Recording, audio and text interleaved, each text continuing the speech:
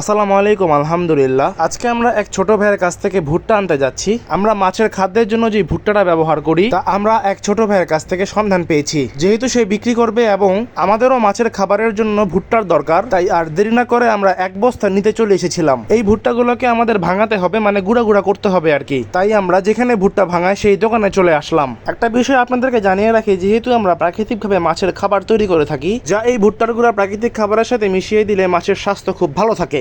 তারপরে আমরা চলে গেলাম আমার এক পরিচিত ভাইয়ের মাছের প্রজেক্টে।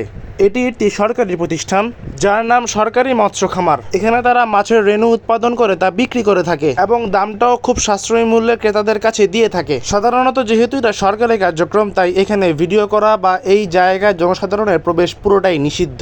আমি এমন একটা সময় গিয়েছিলাম যেটা আমি দেখার জন্য কয়েকভাবে চেষ্টা করেছি, কিন্তু কখনো হাতে কলমে বা সামনাসামনি দেখিনি। যেটা হলো মাছের বডিতে ইনজেকশন পুশ করে ডিম ফার্টেল করা, অর্থাৎ ডিম ফার্টেল হওয়ার শুরুর যে ধাপটা, এটাই আমি দেখার সুযোগ পেয়েছি। যেহেতু এটা একটা সরকারি প্রতিষ্ঠান, ভিডিও করা বা এত কাছ থেকে দেখা তারা অ্যালাও করে না। যেহেতু আমি একটা ভাইয়ের পরিচিত ছিলাম, সেই ভাই এই খামারে জব করে, তাই সেই ভাইয়ের সুবাদে আমি দেখার সুযোগ পেয়েছি আলহামদুলিল্লাহ, এবং আপনাদেরকেও দেখানোর সুযোগ করে দিতে পেরেছি। তারা মূলত বাটা মাছের রেণুপনা উৎপাদন করে, সাথে রুই মাছও করে এবং পুঁটি মাছটাও তারা করে থাকে। এই ইনজেকশনটা তারা মাছের সামনে নিচের যে কানকরগুলো থাকে সেই কানকর মাঝে তারা দিয়ে দিচ্ছিল। তারপরে আমরা সেখান থেকে চলে আসি এবং আমরা যেখানে ভুট্টাটা মারাই করতে দিছিলাম সেখানে আলহামদুলিল্লাহ ভুট্টাটা পুরোপুরিভাবে গুঁড়া হয়ে গিয়েছে। এবার আমাদের পালা এই ভুট্টাগুলোকে নিয়ে যাওয়া।